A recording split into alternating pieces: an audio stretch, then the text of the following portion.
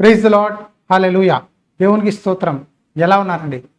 ఈరోజు వాక్యాంశం ఏంటంటే టైటిల్ రాయబడింది, కన్నీటి ప్రార్థన వలన కలిగే ఆశీర్వాదము. ఏంటండి?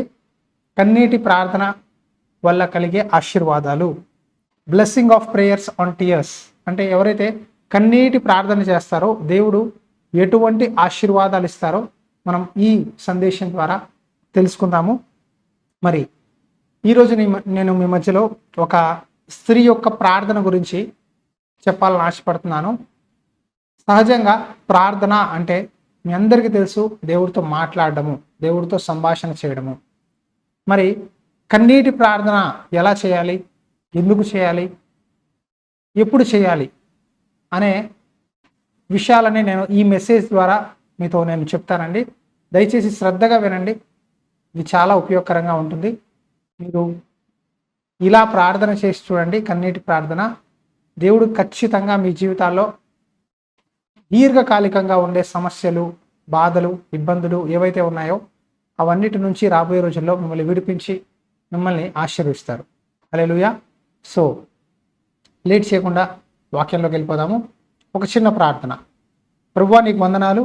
ఈ వాక్యం చెప్తుండగా నేను కాదు, నువ్వు నీ బిడ్డలతో మాట్లాడు. నీ పరిశుద్ధాత్మ శక్తి నాకు సహాయం చేయి. నేను నీ మాటలు మాట్లాడినప్పుడు నా ఆలోచనలు, తలంపులు ప్రతిదీ నీ చేతిలో పెడుతున్నానయ్యా.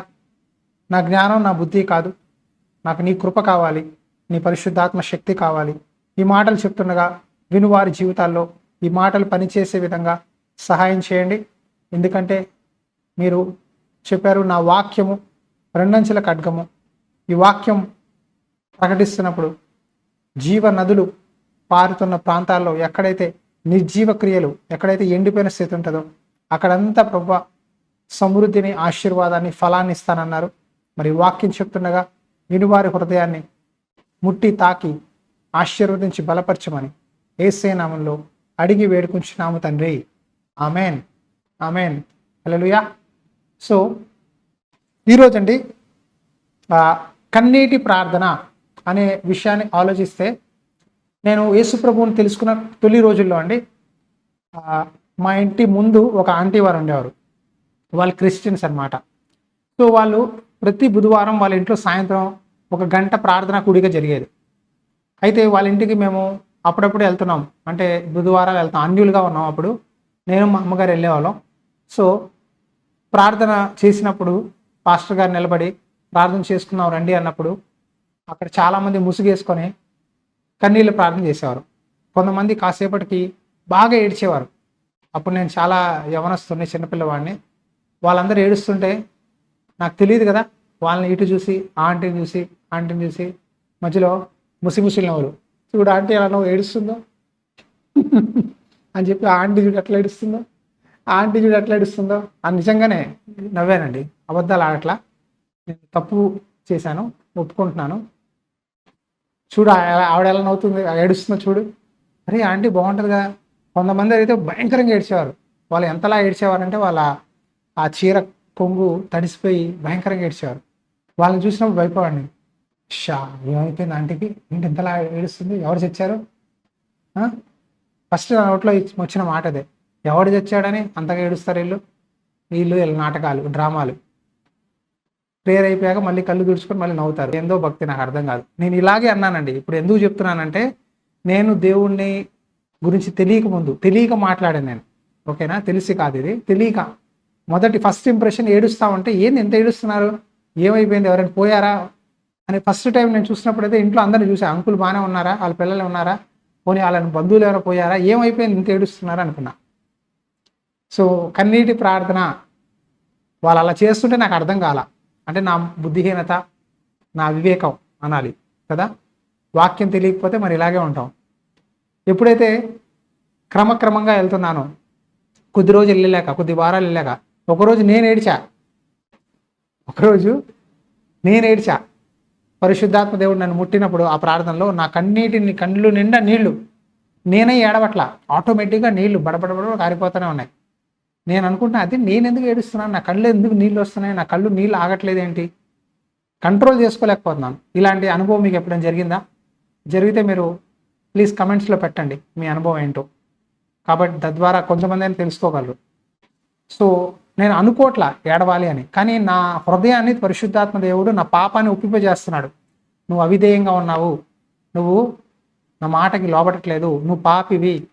ఒక వ్యక్తి అండి వాక్యం ద్వారా పట్టబడినప్పుడు, పరిశుద్ధాత్మ ద్వారా పట్టబడినప్పుడు, ప్రార్థనలో తన అజ్ఞుడైన దేవుని తెలుసుకోకపోయినా ఒక టైంలో దేవుడు ముట్టినప్పుడు కన్నీళ్లు కారతాయి.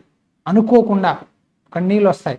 కొంతమందికి ప్రవచనం చెప్పినప్పుడు ఆ ప్రవచనం కొరకు కొంతమంది దేవుడు నాతో మాట్లాడాలి అని సభలకు వెళ్తారు.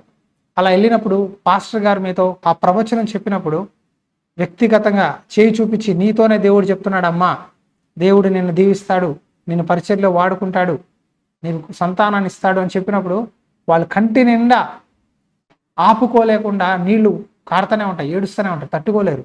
అలాంటి అనుభవాలు చాలామంది జరుగుతాయి. హల్లెలూయా. సో దీన్ని కన్నీటి ప్రార్థన అంటారు. ఇది కావాలని అనుకుని ఏడ్చేది కాదు, లేకపోతే ఎవరో ఏదో తిడితే వచ్చేది కాదు. మిమ్మల్ని ఇంట్లో గొడవలు బట్టి ఇంట్లో ఎవరు తిడుతున్నారని ఏడిస్తే దాన్ని కన్నీటి ప్రార్థన అనరు. కన్నీటి ప్రార్థన అంటే పరిశుద్ధాత్మ దేవుడు ముట్టినప్పుడు, హృదయం కదిలినప్పుడు పరిశుద్ధాత్మ దేవుడు చెప్తాడు, నువ్వు పాపివి, నువ్వు ఈ తప్పు చేసావు, నువ్వు అవిధేయంగా ఉన్నావు, నువ్వు మోసం చేసావు, నువ్వు నాకు విధేయత చూపిలా, నువ్వు ఇష్టానుసారంగా జీవించావు, నీ జీవితాన్ని పాడు చేసుకున్నావు, ఇప్పటికైనా మారు, నేను నీకు ఇంకో అవకాశం ఇస్తాను అని ఆ పశ్చాత్తాపం, ఆ కృప ద్వారా వచ్చేదే రక్షణ, కృప ద్వారా వచ్చేదే విశ్వాసం, కృప ద్వారా వచ్చేది కొత్త జీవితం, నూతన లైఫ్, క్రీస్తులో కొత్త వ్యక్తిగా మారడం.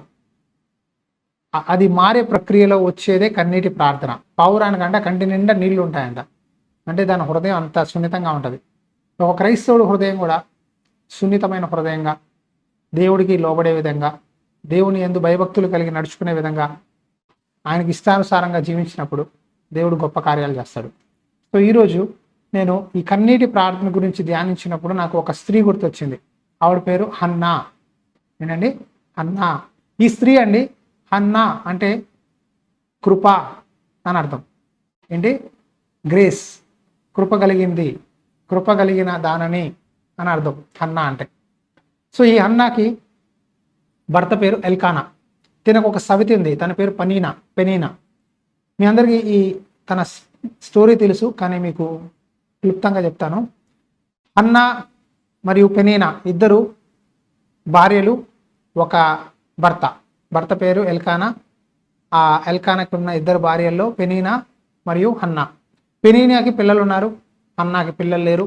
ప్రతి సంవత్సరం ఆ రోజుల్లో వాళ్ళు యెరూషలేం దేవాలయానికి వెళ్ళి బలి అర్పించేవారు. అలా బలి అర్పించడానికి వెళ్ళినప్పుడు పెనీనా తన సవతి తనని ఎంతో చీటిపోటు మాటలు చెప్పి, తనకు పిల్లలు లేరని, తనకి సంతానం లేరని అవమానంగా తన్ని మాట్లాడి, తన్ని చీప్గా చూడడం, తన్ని అవహేళన చేయడం, ఇలాంటివన్నీ చేస్తూ ఉంటే హన్నా తట్టుకోలేక మరింతగా బాధపడి భోజనం చేయడం మానేస్తుంది. నేను చెయ్యను, నేను తినను అని మారం చేస్తుంది. అప్పుడు తన భర్త అంటాడు, హన్నా, 10 మంది పిల్లలు ఉన్న కుమారుల కన్నా నేను శ్రేష్ఠుని కాదా? నీకు 10 మంది సంతానంతో పోల్చుకున్న వాళ్ళకన్నా ఎక్కువగా నేను నిన్ను ప్రేమిస్తున్నాను కదా, నేనే నీ కుమారుని అనుకో, నేనే నీ భర్తను అనుకో, ఎందుకు ఏడుస్తావు అని ఓదారుస్తున్నాడు. అందరికీ ఒక భాగం ఇస్తే తన భార్యకి, తన పిల్లలకి, హన్నాకి మాత్రం 2 భాగాలు ఇచ్చేవాడంట. అన్నిట్లో డబుల్ పోర్షన్ అంటారు కదా, ఒక చీర కొంటే నీకు 2 చీరలు, ఒక బంగారం గాజు కొంటే పెద్ద భార్యకి, రెండో భార్యకి 2 బంగారం గాజులు. అలాగా అన్నిటిలో తన భర్త తనకి సహకారిగా ఉండి తన్ని ప్రేమిస్తూ ఉండేవాడు. కానీ హన్నాకేమో పిల్లలు లేనందున అవమానంగా ఉండేది. ఒక స్త్రీకండి సంతానం లేకపోతే చాలా అవమానంగా ఉంటుంది. స్త్రీ ఏదైనా తట్టుకుంటుందేమో కానీ, వివాహం జరగకపోయినా ఒక అమ్మాయి ఏదోలా బతికేస్తుంది, కానీ పిల్లలు కలగకపోతే వివాహం జరిగాక తను తట్టుకోలేదు. అది భయంకరమైన బాధ, గొడ్రాలుగా ఉండడం అనేది చాలా బాధ. సో హన్నాకి పిల్లలు లేరు, ఆ బాధ తట్టుకోలేక ఎంతో ఏడుస్తుంది. మరోవైపు తన సవతి తన్ని ఎంతో బాధ పెడుతుంది. నీకు పిల్లలు లేరు, చూడు నాకు పిల్లలు ఉన్నారు, నా మొగుడితో నువ్వు ఉండి ఏం లాభం, ఆయన పెళ్లి చేసుకున్నావు అని చాలా అవమానంగా ఆమె మాట్లాడుతుంది. ఆ సమయంలో చాలామంది స్త్రీలండి, ఎవరైనా మరొక స్త్రీ తన్ని బాధ పెడితే వెంటనే తమ తల్లికి, తండ్రికి, బంధువులకి, స్నేహితులకి, ఇరుగు పొరుగు వారికి చెప్పుకొని బాధపడతారు. స్త్రీల స్వభావం నార్మల్గా, అందరూ కాదు కొంతమంది, బాధ వస్తే వెంటనే ఫోన్ చేస్తారు. అమ్మా నన్ను ఇలా అంది ఈవిడ, నన్ను వాళ్ళు అలా అన్నారు, డాడీ నన్ను ఇలా అంటున్నారు అని అంటారు. కానీ ఈ హన్నా చూస్తే దేవుడి సన్నిధికి వచ్చి దేవుడి సన్నిధిలో తన వాద్యాన్ని చెప్పుకుంది. హల్లెలూయా.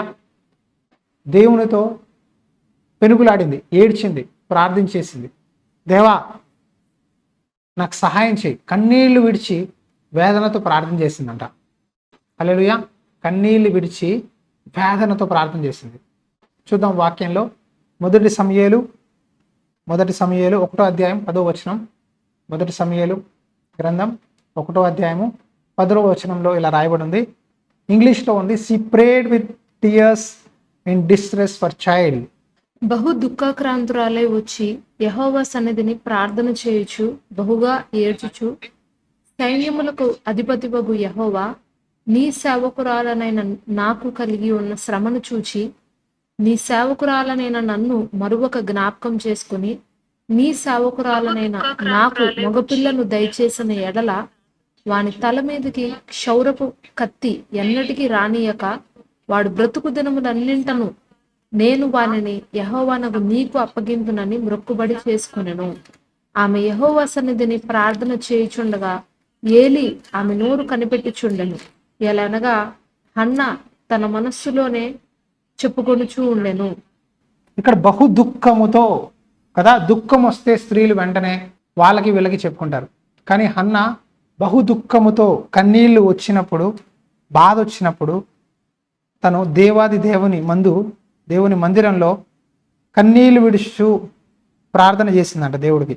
ఆ తర్వాత దేవుడికి ఒక ఏంటంటారు మన్నత్ అంటే మరి తెలుగులో ఒక మొక్కుబడి చేసుకుందంట.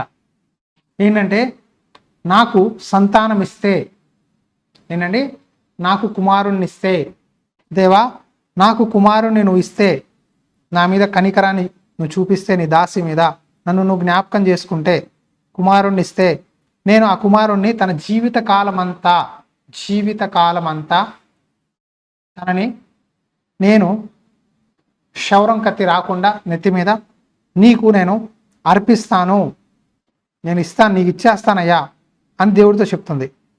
ఇది చాలా గొప్ప టాస్క్ అండి, చాలా కష్టమైంది. ఏ స్త్రీ అయినా సరే తన కుమారుణ్ణి విడిచిపెట్టలేదు. అలాంటిది అన్న అంటుంది, నాకు కుమారుణ్ణి ఇస్తే ఆ కుమారుణ్ణి మందిరానికి, నీ పరిచర్యకి నేను తనని సమర్పించుకుంటానయ్యా. నా కుమారుణ్ణి నువ్వు నా నిందని తొలగించు, నన్ను జ్ఞాపకం చేసుకో, నా బాధని తీసివేయి, నేను ఖచ్చితంగా నా కుమారుణ్ణి నీకు ఇస్తాను అని తను ఏడుస్తూ ప్రార్థన చేస్తుంది.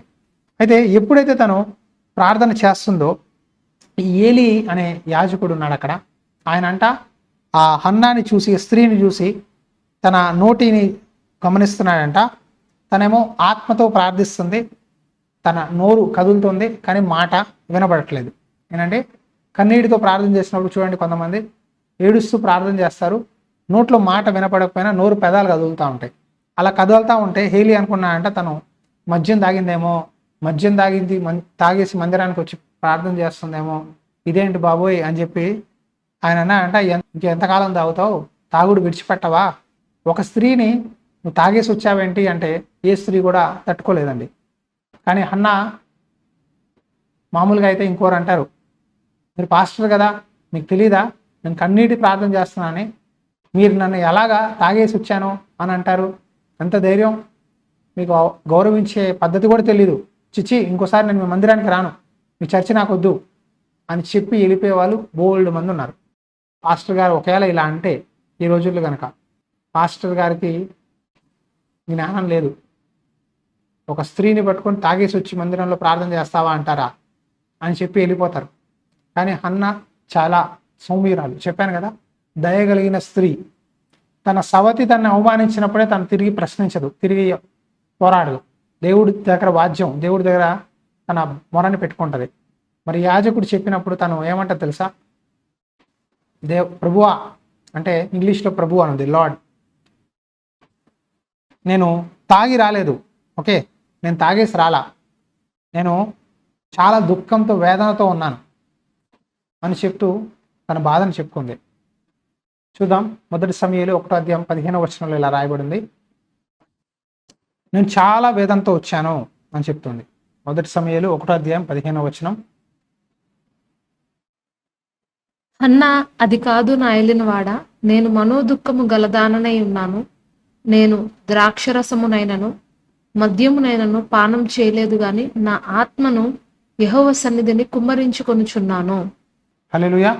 చూడండి ఇక్కడ ఏమంటుంది హన్నా, అది కాదు ఏలినవాడా, అలా కాదు అండి పాస్టర్ గారు, అలా కాదండి, నేను మనోవేదనతో మనోదుఃఖముతో ఉన్నాను. నేను ద్రాక్షరసం తీసుకోలా, మద్యం తాగలా, నా ఆత్మను యెహోవా సన్నిధిలో కుమ్మరించుచున్నాను. హల్లెలూయా. ఎంత మంచి మాట అండి. ఇంగ్లీష్లో రాయబడింది, I'm pouring out my spirit, I'm pouring out my spirit. నా ఆత్మని దేవుని సన్నిధిలో కుమ్మరిస్తున్నాను. కన్నీటి ప్రార్థన చేసేవారు తమ హృదయాన్నంతా దేవుని సన్నిధిలో కుమ్మరిస్తారంట. హృదయంతో సంపూర్ణంగా ప్రార్థన చేస్తారంట. అందుకే బైబిల్లో రాయబడి ఉంది, మనం ఎలా ప్రార్థన చేయాలో, యుక్తిగా ఎలా ప్రార్థన చేయాలో మనకు తెలియదు, కానీ పరిశుద్ధాత్మ దేవుడు మన మీదకి వచ్చినప్పుడు ఉచ్చరించ సఖ్యం కానీ మూలుగులతో మనం ప్రార్థన చేస్తామంట. హన్నా మూలుగుతుంది దేవుడి దగ్గర. అందుకే ఏలి అనుకున్నాడు, ఇతను దేవుడు ఏంటి, తన ప్రార్థన కొంచెం వెరైటీగా ఉంది అనుకున్నాడు. నోట్లో మాట వినపడట్లేదు, పెదాలు కలుగుతున్నాయి, అంతగా వేదనగా ఉందేంటి అని తన్ని తప్పుగా అనుకున్నాడు. కానీ తనంటుంది, నేను మద్యం తాగలేదయ్యా, నా హృదయాన్ని, నా ఆత్మని దేవుని సన్నిధిలో కుమ్మరిస్తున్నాను. ఈరోజు ఎంతమంది అండి ఉన్నారు అలా హృదయాన్ని కుమ్మరించి ప్రార్థించేవారు. ఒకప్పుడు మందిరాల్లో పాస్టర్ గారు ఆమేనని వాక్యం చెప్పి ప్రార్థన చేసిన వెంటనే ఒంటరిగా కూర్చొని చాలామంది మోకాలు వేసుకొని చర్చిలో ఆ మూల ఈ మూల కూర్చొని ప్రార్థన చేసుకొని వెళ్ళేవారు చాలామంది ఉంటారు, భక్తి గలవారు. దేవుడితో కాసేపైనా హృదయాన్ని తెరిచి ఇంట్లో ఉన్న బాధలు, హృదయంలో ఉన్న వేదన అన్నీ చెప్పుకొని వెళ్ళేవారు. కానీ ఈ రోజుల్లో ఎంతమంది అలా ఓపికగా కూర్చుంటారు? పాస్టర్ గారు ఎప్పుడెప్పుడు ఆమెను చెప్తాడా, ఎప్పుడెప్పుడు మన చెప్పులు పట్టుకొని మనం ఇంటికి పరిగెడదామా, ఎప్పుడెప్పుడు చర్చ్ అయిపోద్దా, ఎప్పుడెప్పుడు సర్వీస్ అయిపోద్దా అని చూసేవారు అయిపోయారు. ఒకప్పుడు ఎంత భక్తిగా ఉన్నారు, మొదటి ప్రేమ ఏమైంది, ఆ ఆసక్తి ఏమైంది, ఆ విశ్వాసం ఏమైంది? ఎలా ఉన్నా పర్లేదు, మందిరానికి వెళ్ళక్కర్లా, ఇంట్లో కూర్చొని లైవ్ చూస్తే చాలు అని చాలామంది అనుకుంటున్నారు. ఆదివారం మందిరానికి వెళ్ళాలండి, ఆదివారం ఖచ్చితంగా మందిరానికి వెళ్ళాలి. అన్న మందిరానికి వెళ్ళింది, మందిరానికి వెళ్ళి దేవుడి సన్నిధిలో ప్రార్థన చేసింది. ఒక స్థానిక మందిరానికి వెళ్ళండి, ఒక మంచి దైవజనుడు మీకు ఫిజికల్గా డైరెక్ట్గా చర్చ్, ఒక మంచి సంఘం, ఒక మంచి సహవాసం ఉండడం ఈరోజు చాలా ఇంపార్టెంట్. చాలామంది సేవకులు అనేబడేవారు మన ఆంధ్ర తెలుగు రాష్ట్రాల్లో ఈ గొడవలు, అల్లర్లు, వాదనలు, వివాదాలు దీనికి తావిచ్చి సంఘాన్ని చెదరగొట్టేశారు, సంఘాన్ని పాడు చేస్తున్నారు. కానీ వాళ్ళకు కాదు మీరు శిష్యులుగా వెళ్ళాల్సింది. మీరు యేసు ప్రభు శిష్యులుగా ఉంటూ సరైన సంఘం, సరైన కాపరి. ఈరోజు బాధ ఏంటంటే యూట్యూబ్లో ఫేమస్ అవ్వాలని పాస్టర్లు తెగ ప్రయాసపడుతున్నారు. ఆ ఫేమస్ అయిన వాడిని వెతుక్కుంటూ మీరు వెళ్ళి సత్య సువార్తని విడిచిపెట్టి వాళ్ళ వెంట వెళ్ళి మీరు దేవుని మాటలకు తొలగి వాళ్ళకి దాసులుగా మారిపోతున్నారు. ఎవరైతే సత్యవాక్యాన్ని సరిగా చెప్తారో ఈ గొడవలకి, అల్లర్లకి, వాదనలకి, చిన్న చిన్న విషయాలకి, తప్పుడు బోధలు, తప్పుడు సిద్ధాంతాలు వెనక వెళ్లకుండా నిజమైన సంఘానికి వెళ్ళినప్పుడు, నిజమైన మందిరానికి మీరు కనుక్కున్నప్పుడు, అక్కడ కూర్చొని ప్రార్థన చేస్తుంటే కన్నీళ్లతో మీ హృదయాన్ని కుమ్మరించినప్పుడు దేవుడు ఖచ్చితంగా ఉంటాడు, దేవుడు వింటాడు. సరైన సంఘానికి సరైన ప్రార్థన జీవితం కలిగి ఉండడం చాలా ఇంపార్టెంట్. అన్న కన్నీటితో వెళ్ళి అక్కడ ప్రార్థన చేస్తుంది. ప్రార్థన చేసినప్పుడు ఆయనతో తన బాధ అంతా చెప్పింది, నేను పిల్లల కోసం ప్రార్థిస్తున్నాను అని తను ఏడుస్తూ తను చెప్పినప్పుడు ఏలి అంటాడు, నువ్వు సమాధానంగా వెళ్ళు, నిశ్చయంగా దేవుడు నువ్వు అడిగింది నీకు ఇస్తాడమ్మా, నువ్వు ఏడవద్దు, సమాధానంగా వెళ్ళు అన్నప్పుడు ఆమె వెంట నీ దాసి నీ దయను పొందుకోవాలి అంటూ తను కన్నీళ్లు విడిచిపెట్టి ఇంటికి వెళ్ళి ఆహారం భూజించి ఇంకా దుఃఖపడడం మానేస్తుందంట. చూడండి, చాలామంది ఏడవడం అంటే బాధ వచ్చిందనుకోండి, వేదన వచ్చిందనుకోండి, వెంటనే అన్నం తినడం మానేస్తారు స్త్రీలు. నేను గమనించాను. అంటే నా చిన్నప్పటి నుంచి చాలామందిని చూశాను అండి, మా బంధువులు. ఎవరైనా ఏమైనా అన్నా కోపం వచ్చింది అనుకోండి, అన్నం మీద కోపం చూపిస్తారు, ఆహారం తినరు. ఇక్కడ ఈ అన్న కూడా ఆహారం తినలా, తన సౌతి అవమానిస్తుందని, పిల్లలు కలగట్లేదని, దేవుడు ప్రార్థన వినట్లేదని ఉపవాసం ఉండి ప్రార్థన చేస్తూ ఏడుస్తూనే ఉంది. ఆయన ఎప్పుడైతే అన్నాడో పాస్టర్ గారు, అమ్మ నువ్వు ఏడవద్దు, సమాధానంగా వెళ్ళు, దేవుడు నువ్వు అడిగింది ఏదైతే అడిగా అది ఇస్తాడు అన్నాడో ఆ మాటని నమ్మిందండి. విశ్వసించాలి, విశ్వాసం ఉంచాలి. నమ్మువారికి సమస్తం సాధ్యమే అని ప్రభువారు అంటారు. ఇది నువ్వు చేయగలవా అని ఆ కుమారుని తండ్రి వచ్చి అడుగుతాడు. అయ్యా, నా కుమారుడు మూర్ఛ రోగంతో ఉన్నాడు, మీ శిష్యుల దగ్గర తీసుకొచ్చాము, వాళ్ళు అన్నీ చేశారు, కానీ వాడు ఇంకా అలాగే ఉన్నాడు, అగ్నిలో పడిపోతున్నాడు, నీళ్ళలో పడిపోతున్నాడు, నోటి నుండా నొరక కారుస్తున్నాడు, వాడి పరిస్థితి ఏం బాగాలేదయ్యా, చిన్నప్పటి నుంచి ఇలాగే ఉన్నాడు, నువ్వు ఏమైనా చేస్తే బాగుంటుందయ్యా అన్నప్పుడు, నువ్వు నమ్ముచున్నావా నేను చేస్తానని? నమ్ము వారికి సమస్తం సాధ్యమే అన్నాడు ఆయన.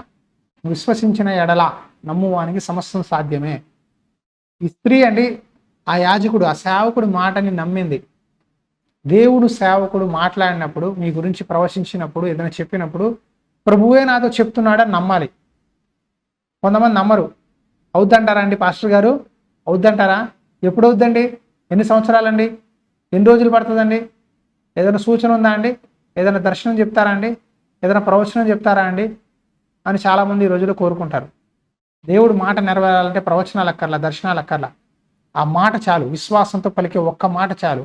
ఆ మాట మీరు నమ్మి పట్టుకుంటే క్రియ చేస్తుంది. ఈరోజు చాలామంది ఆ మాటని రిసీవ్ చేసుకోవట్లా, నమ్మట్లా.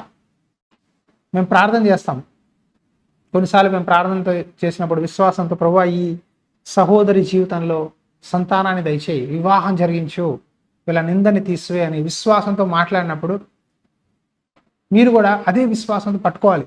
ఆమేన్, అవును జరుగును గాక, చేస్తాడు అని స్వీకరించాలి అదే విశ్వాసంతో. అందుకే ప్రభువారు అన్నారు, ఎక్కడ 2-3 నా నామంలో కలిసి ఒక విషయం మీద ప్రార్థన చేస్తారో, కూడి ప్రార్థన చేస్తారో, నేను అక్కడ ఉంటాను, నేను వాళ్ళ ప్రార్థన వింటాను, వాళ్ళ జీవితాల్లో గొప్ప కార్యాలు చేస్తాను. హల్లెలూయా. సో ఈ స్త్రీ అన్న నమ్మింది, సేవకుడి మాటలు నమ్మి ఇంటికి వెళ్ళిపోయింది. ఇంకా మరుసటి రోజు నుంచి బాధపడిందిలా, దుఃఖపడిందిలా, ఆహారం మానిందిలా, ఆహారం తినింది, సంతోషంగా ఉంది. దేవుడు తన గర్భాన్ని తెరిచాడు, కనికరించాడు. మళ్ళా వాళ్ళకి దేవుడు మాట ఇచ్చినట్టుగానే కొద్ది సమయానికి గర్భవతి అయింది. ఆ తర్వాత కుమారుడు పుట్టాడు. కుమారుడు పుట్టిన వెంటనే ఆ కుమారుడి పేరు పెట్టింది సమూయేలు. ఏంటండి? శామ్యూయల్. శామ్యూయల్ అంటే నేను దేవుని అడిగాను, దేవుడు నా ప్రార్థన విన్నాడు కదా. ఇక్కడ ఇంగ్లీష్లో రాయబడింది, she named him Samuel saying because I asked the Lord for him. నేను ఈ వ్యక్తిని, కుమారుని నేను అడిగాను, నేను అడిగింది పొందుకున్నాను. శామ్యూయల్. నా తెలుగులో ఏం రాస్తుందో చూడండి, 1వ అధ్యాయం 20లో ఉంటుంది. సో నేను అడిగాను దేవుణ్ణి, నేను అడిగింది దేవుడు నాకు ఇచ్చాడు, నా ప్రార్థన విన్నాడు అని శామ్యూయల్ అని పేరు పెట్టింది. పేరు పెట్టిన వెంటనే తన భర్త అన్నాడు, మనం ప్రతి సంవత్సరం దేవుని మందిరానికి వెళ్తాం కదా, నువ్వు రావా అంటే, నేను ఇప్పుడు రానండి, మీరు వెళ్ళండి, నేను నా కుమారుడు పాలు విడిచిపెట్టాక, పాలు తాగడం మానేశాక నేను వస్తాను కుమారుని తీసుకొనండి. భర్త అన్నాడు సరే అన్నాడు. ఆ తర్వాత ఎప్పుడైతే ఆ శామ్యూయల్ పాలు విడిచిన వెంటనే ఆ కుమారుని తీసుకొనండి డైరెక్ట్గా దేవాలయానికి వెళ్ళి యాజకుని ఏలిని కలిసి, ఆ రోజు ఏడ్చిన స్త్రీ నేనే, కన్నీళ్లతో ఏడ్చాను, మీరు చెప్పారు నువ్వు సమాధానంగా వెళ్ళు, దేవుడిని అడిగింది ఇస్తాడన్నారు, అలాగే నేను అడిగింది నాకు ఇచ్చాడు, అదే కుమారుడు దేవుని సమూయేలు. ఈ బిడ్డని నేను దేవుని మందిరానికి కొరకు, దేవుని సేవ కొరకు ప్రతిష్ఠిస్తున్నానండి, నా బిడ్డని దేవుని సేవకి వాడుకోండి అని కుమారుణ్ణి సేవకుని చేతిలో పెట్టి, కొన్ని బట్టలు పెట్టి, ఆహారం పెట్టి, ఏదైనా ఇవ్వాల్సింది ఇచ్చేసి అక్కడ బలి అర్పించి ప్రార్థన చేసి వెళ్ళిపోయిందండి. చాలా గొప్ప పని, చాలా కష్టమైన పని. ఆవిడ చేసిన పని చాలా కష్టం అండి. ఉదాహరణకి మన పిల్లలండి, చిన్న చిన్న పిల్లలు వాళ్ళ అమ్మమ్మ ఇంటికో తాతయ్య ఇంటికో వెళ్తే ఒక వారం 10 రోజులు ఉంటేనే తల్లి అనుకుంటది, అయ్యో నా బిడ్డ రోజు నా పక్కన పడుకుంటాడు కదా, ఈరోజు నా కుమారుడు లేడే, నా కుమార్తె లేదే, వాళ్ళ అమ్మమ్మ ఇంటికి వెళ్ళిందే, నాన్నమ్మ ఇంటికి వెళ్ళిందే అని చాలా బాధపడతాం. ఒక వారం 10 రోజులు పిల్లలు లేకుంటేనే మనకు ఆ లోటు తెలుస్తుంది కదా. అలాంటిది ఆ చిన్న బాలుడినండి, మేబీ 5-6 ఏళ్ళు ఉండొచ్చేమో, లేదా 4-5 ఏళ్ళు ఉండొచ్చేమో, ఆ చిన్న బాలుడిని అలాగా దేవుని మందిరంలో పెట్టి యాజకుని చేతిలో పెట్టి ఇంకా మీరే చూసుకోండి, తన పరిచర్యకు వాడండి అని తన జీవితాన్ని, ఆ కుమారుడి జీవితాన్ని మొత్తాన్ని సమర్పించి మందిరంలో పెట్టిందంటే తను ఎంత గొప్ప తల్లో అర్థం చేసుకోండి. ఎంత పట్టుదల గల స్త్రీ, ఎంత విశ్వాసం గల స్త్రీ, ఎంత భక్తి గల స్త్రీయో మనకు తెలుస్తుంది. పట్టుదల, విశ్వాసము, భక్తి గల స్త్రీ, ఈ 3 మాటలు గుర్తుకోండి. పట్టుదలతో ప్రార్థన చేసింది, విశ్వాసంతో నమ్మింది యాజకుని మాటని. ఆ తర్వాత ఏం చెప్పాను? పట్టుదల, విశ్వాసము,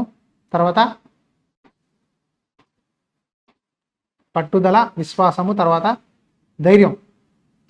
నేను మాట ఇచ్చాను, దేవుడికి నేను మొక్కుబడి చేసుకున్నా, నేను చేస్తాను, నేను నోటితో ఒక్కసారి చెప్పాను ఇస్తానని, ఇచ్చేసింది. చాలామంది ఇవ్వరు. పిల్లల్ని ఇస్తాను దేవుడికి, నేను ఇది చేస్తాను, నేను అది చేస్తాను, దేవా నువ్వు నాకు అది ఇవ్వు, నేను ఇచ్చేస్తాను, నాకు ఇల్లు ఇస్తే నేను ఇల్లు కట్టడానికి నువ్వు నాకు డబ్బులు సహాయం చేస్తే నేను దశం భాగం ఇస్తా, నాకు ఉద్యోగం ఇస్తే దశం భాగం ఇస్తా, నాకు ఇది ఇస్తే ఇది చేస్తా అని చాలామంది మొక్కుబడులు చెల్లించుకుంటారు. కానీ మర్చిపోతారు, దేవుడు చేశాక మర్చిపోతారు.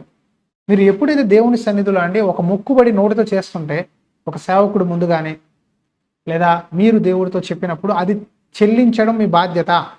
చెల్లించాలి. దేవునికి ఇవ్వండి, కైజర్కి ఇవ్వండి అని ప్రభువారు చెప్పారుగా. ఆ కుమారుణ్ణి తను ఒప్పుకుంది, నేను ఇస్తాను అంది. కాబట్టి తను ఇచ్చేసింది కుమారుణ్ణి.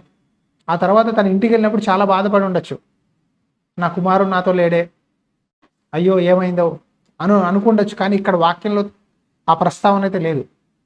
కానీ ప్రతి సంవత్సరం మందిరానికి వచ్చినప్పుడు, బలి అర్పించడానికి వచ్చినప్పుడు ఆ కుమారుడిని చూసుకొని, ఆ కుమారుడికి అంగి ఇచ్చి, వస్త్రాలు ఇచ్చి తను చూసుకొని ఆనందపడేది.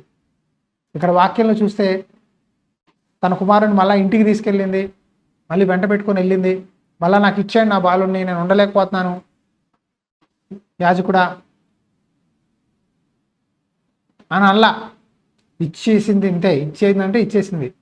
ఇచ్చేశాక ఒక మంచి సాక్ష్యాన్ని చెప్తూ, మొదటి సమయంలో 2వ అధ్యాయం మీరు చదివితే 1 నుంచి కొన్ని వచనాలు ఉన్నాయి, 11 వచనాల వరకు తన సాక్ష్యాన్ని ఎంత చక్కగా పాటలా రాసి చెప్తుందండి. హల్లెలూయా. మరొక వాక్యం చూద్దాం. మొదటి సమయాలు 1వ అధ్యాయంలో ఇదే మాట, 22వ వచనం చూద్దాం. అయితే హన్నా, బిడ్డ పాలు విడిచి వరకు నేను రాను, వాడు యెహోవా సన్నిధిని అగుపడి తిరిగి రాక అక్కడనే ఉండునట్లుగా నేను వాడిని తీసుకుని వత్తునని తన పెనిమిటితో చెప్పి వెళ్ళకై ఉండెను.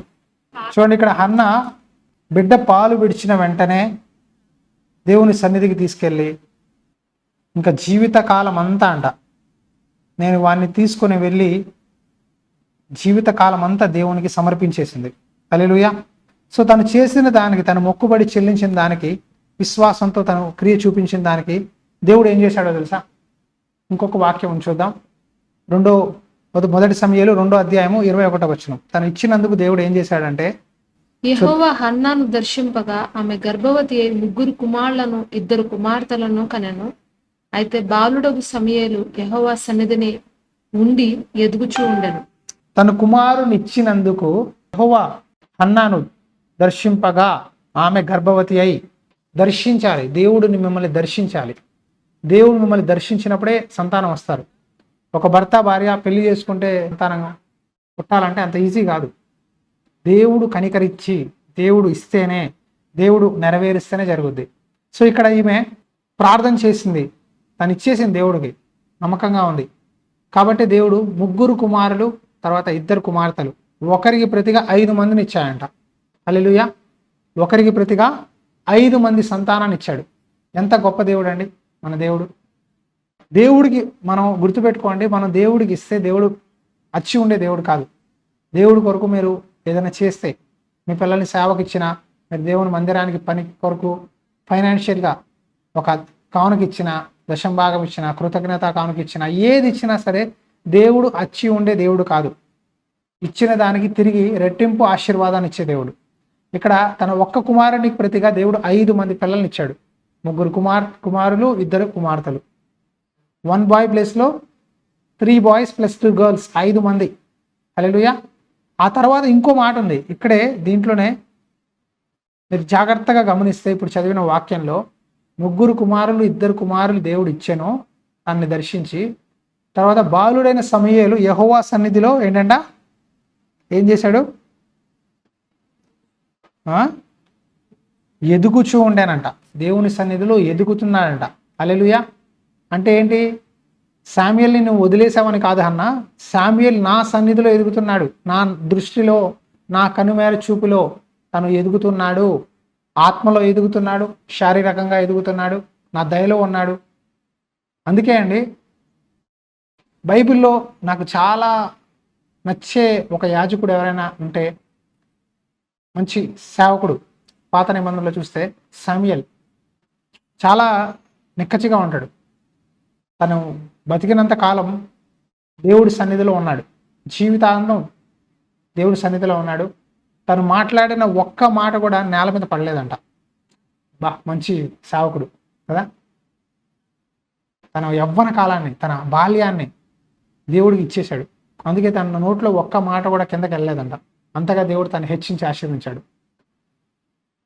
ఏలీ కుమారులు ఒకవైపు పాపం చేస్తూ, ఇష్టానుసారంగా ఉండి వ్యభిచరిస్తూ, దేవుని అర్పించే బలుల్ని అన్యాయంగా మోసంగా వెళ్ళి తీసుకొని పాపం చేస్తుంటే, ఇటువైపు సమూయేలు దేవుని కృపలో ఎదిగాడంట. దేవుడు మాట్లాడేవాడు తనతో. ఆ రోజుల్లో అంట దేవుడు మాట్లాడడమే అరుదంట. అలాంటి సమయాల్లో దేవుడు సమూయేలుతో మాట్లాడాడు, చిన్న బాలుడితో, సమూయేలు సమూయేలు అని. ఒక వ్యక్తి దేవుడికి సమర్పించుకొని దేవుని కొరకు బతికితే దేవుడు తనతో మాట్లాడతాడు. దేవుడు తన జీవితాన్ని అనేకులకి ఆశీర్వాదంగా చేస్తాడు. చాలామంది సేవ చేయాలి, సేవకు అర్పించాలి అంటే చాలా చీప్గా చూస్తారండి. సేవ ఏం చేస్తాడు, ఇంటింటికి వెళ్ళి వాక్యం చెప్పుకొని డబ్బులు అడుక్కోవాలి, ఇదేం బతుకు, చక్కగా ఉద్యోగం చేసుకొని ఉండొచ్చు కదా, ఎందుకు ఆ కష్టాలు, సరైన జీతం ఉండదు, ఉద్యోగం చేస్తే మంచిగా జీతాలు వస్తాయి, విదేశాలకు వెళ్ళొచ్చు, సెటిల్ అయిపోవచ్చు, ఇంట్లో సేవ అని వాక్యం చెప్తే ఎవడు చూస్తాడు, పైగా అవమానాలు, నిందలు, సరైన తిండి ఉండదు, కుటుంబాన్ని పోషించకపోవడం, చాలా బాధ, ఇబ్బందులు అని చాలామంది సేవ అంటేనే అంటే వెనక్కి వెళ్ళిపోతారు. 100 మంది సేవ అంటే, ఏ సంఘంలో చేస్తావు పాస్టర్గా, సంఘం ఇస్తారా, నెలల జీతం ఇస్తారా, ఉండడానికి ఇల్లు ఇస్తారా, నీకు పెళ్ళి అయితే నీ పిల్లల్ని చదివించడానికి స్కూల్ ఉందా, 100 అడుగుతారు సేవ అంటే. ఎవరిస్తారు, ఏం చేస్తారు, ఎలా జరుగుద్ది అని. కానీ హన్న అవేం ఆలోచించలా. నా కుమారుడు భవిష్యత్తు ఏంటి, ఏమైపోతాడు, ఎలాగా, ఏం ఆలోచించలా. దేవుడు చూసుకుంటాడు అంతే. ఇచ్చినవాడు ఆయన కుమారుణ్ణి నన్ను దర్శించి, నా దేవుడు నా బాలుణ్ణి, నా కుమారుణ్ణి శామ్యూయల్ని చూసుకుంటాడు అని తను విశ్వసించింది. హల్లెలూయా. సో ఈరోజు ఎంతమంది నమ్ముచున్నారు, దేవుడు నాకు చేస్తాడు, దేవుడు ఇస్తాడు, నా కుమారుని ఇస్తాడు, నన్ను దీవిస్తాడు, నా వివాహం జరిగిస్తాడు, నా అనారోగ్యాన్ని చూడిపిస్తాడు అని ఎవరైతే నమ్ముచున్నారో హన్నా వలె పట్టుదలతో ప్రార్థన చేయండి, కన్నీటి ప్రార్థన చేయండి, విశ్వాసంగా చేయండి, విశ్వాసంగా చేయండి, విశ్వాసంగా చేయండి. ఒకప్పుడు అండి నేను చాలా చీప్గా అనుకున్నాను, ఏడుస్తుంటే తెలియనప్పుడు. తెలిసాక నేను అనేక సార్లు నేను నా భార్య ఏడుస్తుంటే కన్నీళ్లతో ప్రార్థన చేసినప్పుడు, కొన్నిసార్లు కొన్ని చోట్ల ప్రార్థన సభల్లో మా షర్ట్ అంతా తడిసిపోయేది, కన్నీళ్లతో తడిసిపోయి ఏడుస్తూ హృదయం అంతా కుమ్మరించి, దేవా ఇంకా నాకు నువ్వు తప్ప ఎవరు లేరయ్యా అనే స్థితికి దేవుడు తీసుకొచ్చాడు. అలా ఏడ్చి కన్నీటి చేస్తూ ప్రార్థన చేసిన ఆ ప్రార్థన ఏమీ వృధా కాదండి. ఎందుకంటే వాక్యంలో రాయబడింది, నేను నీ ప్రార్థన విన్నాను, నీ కన్నీళ్లు చూశాను అంటాడు దేవుడు. నీ కన్నీళ్ళన్నిటినీ ఒక బుడ్డి ఉందంట దేవుడి దగ్గర పరలోక రాజ్యంలో. ఎవరెవరైతే దేవుని నిమిత్తము దేవుని సన్నిధిలో వచ్చి కన్నీళ్లతో ప్రార్థన చేశారో వాళ్ళ ప్రతి బాష్ప బిందువు, ప్రతి కన్నీళ్ళు దేవుడంట ఒక గుడ్డిలో దాచి ఉంచాయంట. హల్లెలూయా. దాచి ఉంచి, చూడు నా కోసం నువ్వు ఎంత ఏడ్చావో, నీ కన్నీళ్ళు చూడు, నీ శ్రమ చూడు, నీ ప్రయాస చూడు, ప్రతిదీ రికార్డు ఉంటుంది. జీవ గ్రంథంలో మీ పేర్లు రాయబడినప్పుడు మీరు చేసిన మంచి క్రియలు, మీరు దేవుడి కొరకు కార్చిన కన్నీరు, ఆయన కొరకు నిలబడిన ఆ పోరాటము, ఆ వేదన, ప్రతిదీ దేవుడు రాస్తాడు. మన దేవుడు అచ్చి ఉండే దేవుడు కాదు. నేను చెప్పాను కదా, ఒక కుమారుని ఇచ్చినందుకు 5 మంది పిల్లల్ని ఇచ్చాడు. సో మీరు దేవుడి కొరకు, దేవుని రాజ్యం నిమిత్తం, దేవుడి సేవ నిమిత్తం, దేవుడి కొరకు మీరు ఏదైతే ఈరోజు చేస్తారో అది 100 ఫలితంగా మీరు రాబోయే రోజుల్లో పొందబోతున్నారు. హల్లెలూయా. మీ కన్నీళ్ళు వృధా కాదు, మీ వేదన వృధా కాదు, మీ బాధ వృధా కాదు. ఇక్కడ మీరు కొంతమంది ప్రేయర్ రిక్వెస్ట్లు పెడతారు. నిజంగా మిమ్మల్ని దీవిస్తాడండి దేవుడు, మీరు ఖచ్చితంగా ఆశీర్వదిస్తాడు. మా బాధ ఏంటంటే మేము మీ కొరకు ఎలా భారంగా ప్రార్థిస్తున్నామో మీరు కూడా అదే పట్టుదలతో కన్నీళ్ళు విడిచి ప్రార్థన చేయండి. పొద్దునే లేచి ప్రార్థన చేయండి. బాధ వస్తే మనుషుల ద్వారా ఏడవద్దు. మనుషుల ద్వారా ఏడిస్తే ఎప్పుడు ఉండే సోదేలే, ఎప్పుడు ఉండే బాధేలే, వీళ్ళు ఎప్పుడు అదే చెప్తారంటారు. మనుషుల ద్వారా కాదు, దేవుడి ద్వారా చెప్పండి. దేవుడి ద్వారా చెప్పింది, దేవా నాకు సహాయం చేయి, దేవా నా బాధ ఇది, దేవా నా మొర ఇది, కన్నీళ్ళు విడిచి ప్రార్థన చేసింది. ఈరోజు మీరు కూడా ఈ అలవాటు నేర్చుకోండి. దేవుడు చెయ్యాలి. దేవుడి దగ్గర నేను చెప్తున్నాను, దేవా మనుషుల దగ్గర ఏడిస్తే చీప్ అయిపోతాం, కానీ దేవుడి దగ్గర ఏడిస్తే ఏడవండి, ఫుల్గా ఏడవండి. ఏడిస్తే ఏమో తెలుసా, ప్రార్థన చేసి ఏడిచి ప్రార్థన చేస్తే కాసేపటికండి హృదయంలో ఉన్న ఆ భారం రాయిలా ఉంటుంది. ఎవరో గుండెల మీద ఒక పెద్ద భారం, భుజాల మీద భారం వేసినట్టు ఉంటుంది. ఏడ్చి ప్రార్థన చేశాక కాసేపటికి ఏమవుద్దంటే ఆ భారం అంతా తొలగిపోయి ఫ్రెష్గా, సమాధానంగా ఒక న్యూ ఫీలింగ్ అనిపిస్తుంది. ఎంతమందికి అనిపించింది? ఫుల్గా ఏడ్చి దేవుడితో చెప్పుకొని ప్రార్థన చేస్తాం, వెక్కి ఏడ్చి. ఆ తర్వాత కాసేపటికి ఏడుబంతా అయిపోయాక, కన్నీళ్ళు తుడుచుకొని కళ్ళు తెరిచాక ఫ్రెష్గా ఉంటుంది. ఏదో భారం అంతా తొలగిపోయినట్టు మనకు అనిపిస్తుంది.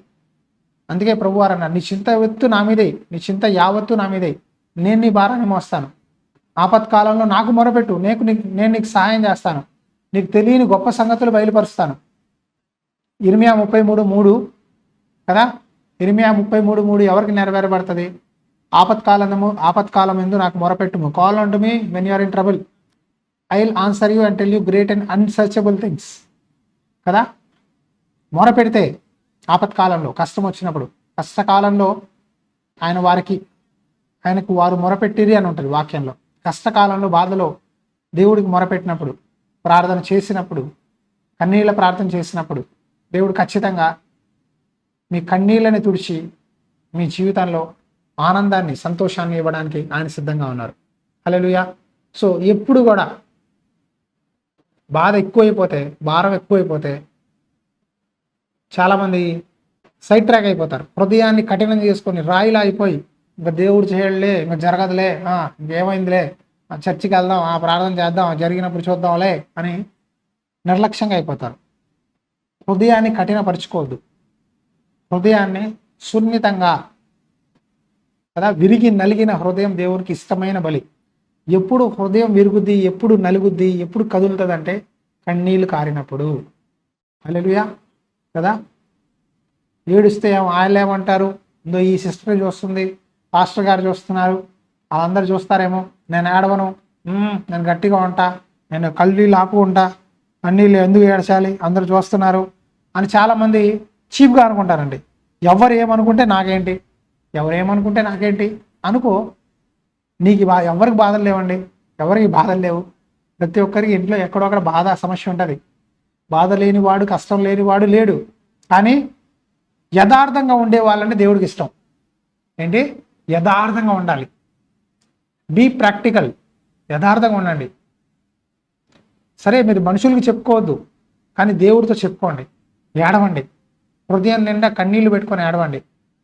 ఏడ్చినప్పుడు, ప్రార్థన చేసినప్పుడు మీ భారం అంతా దేవుడి మీద వేయండి. అన్న దేవుడి మీద భారం వేసింది, దేవుడి మీద భారం వేసి విశ్వాసంతో, పట్టుదలతో దేవా చేసే వరకు దేవుణ్ణి ఏడుస్తూనే ఉంది. ఎంతలా ఏడ్చి మొరపెట్టిందంటే ఏలియే కదిలిపోయాడు. ఏంటమ్మా ఇంతలాగా ఏడ్చేస్తున్నావు, అయ్యయ్యో ఏమైపోయిందా అని. అలాగా కన్నీళ్లతో ప్రార్థన చేయండి. కన్నీటి ప్రార్థన నేర్చుకోండి. ప్రియమైన సహోదరి సహోదరులారా, హృదయాన్ని కఠినపరచుకోవద్దు. పాస్టర్ గారు చేస్తారులే, వాళ్ళు చేస్తారులే అని చులకనగా లేదా నిర్లక్ష్యంగా, కొంచెం నిర్లక్ష్యత వస్తుంది కొంతమందికి. అది వద్దు. మీ ఇంట్లో ఎవరైనా రక్షించబడకపోతే, ఏదైనా దీర్ఘకాలిక సమస్య ఉంటే మీరే ఏడ్చి ప్రార్థన చేయండి. మోకాలేసి ప్రార్థన చేయండి. చేతులెత్తి, దేవా నాకు నువ్వే దిక్కయ్యా, నువ్వు తప్ప నాకు ఎవరు లేరు ప్రభువా, ఈ ఒక్క విషయంలో నాకు సహాయం చేయి, నాకు ఏదో ఒక మార్గం తెరువు, నాతో మాట్లాడు, నాకు జవాబు ఇవ్వు అని మీరు మొరపెడితే మీకు తెలియని గొప్ప సంగతులు దేవుడు కళల ద్వారా, దర్శనాల ద్వారా, సేవకుల ద్వారా ఇలా వాక్యం చెప్పినప్పుడు ఏదో ఒక రీతిగా దేవుడు మీకు జవాబిస్తాడు. ఆయన సమాధానం ఇచ్చేవాడు దేవుడు. నేను యేసుప్రభుని ఎందుకు నమ్మాను తెలుసా? ఆయన మాట్లాడే దేవుడు. ఏంటండి? మాట్లాడతాడు. మొర పెడితే తెలియని గూఢమైన సంగతులు ఉత్తరం ఇచ్చే దేవుడు, మాట్లాడే దేవుడు. హల్లెలూయా. ఆయన సజీవుడు. ఇప్పుడు కూడా మొరపెట్టే వారికి ఆయన దగ్గరే ఉండే దేవుడు. ఆయనకు మొరపెట్టే వారికి ఆయన సమీపంగా ఉండే దేవుడు. కాబట్టి మొరపెట్టండి. పాస్టర్ గారు చేస్తేనే దేవుడు వింటాడండి, పాస్టర్ గారే చేయాలండి అంటారు. పాస్టర్ గారు చేయాలి, కానీ మీరు కూడా మాట్లాడాలి. ఈరోజు చాలామంది భక్తిలో జారిపోవడానికి కారణం ఏంటంటే వాళ్ళకి దేవుడితో ఒక మంచి వ్యక్తిగత సంబంధం లేకపోవడం బట్టి. మంచి వ్యక్తిగత సంబంధం ఎలా వస్తుందంటే ప్రార్థన చేసినప్పుడు వస్తుంది. ప్రేయర్ అలవాటు చేసుకోండి, దేవుడు సాయం చేస్తాడు. హన్నాకు ఎలా సమయాల్ని దేవుడు ఇచ్చాడు, మీకు దేవుడు రాబోయే రోజుల్లో సంతానం ఇవ్వబడును గాక, మీ వివాహాలు జరగాలి, మీ ఇంట్లో రక్షణ పొందని వారు రక్షణ పొందాలి, మంచి ఆరోగ్యం ఇవ్వాలి, ఫైనాన్షియల్గా మీరు దీవించబడాలి, ఆధ్యాత్మికంగా దీవించబడాలి, విశ్వాసంలో దేవుని కృపలో ఎదగాలి అని నేను ప్రగాఢంగా నమ్ముచున్నాను.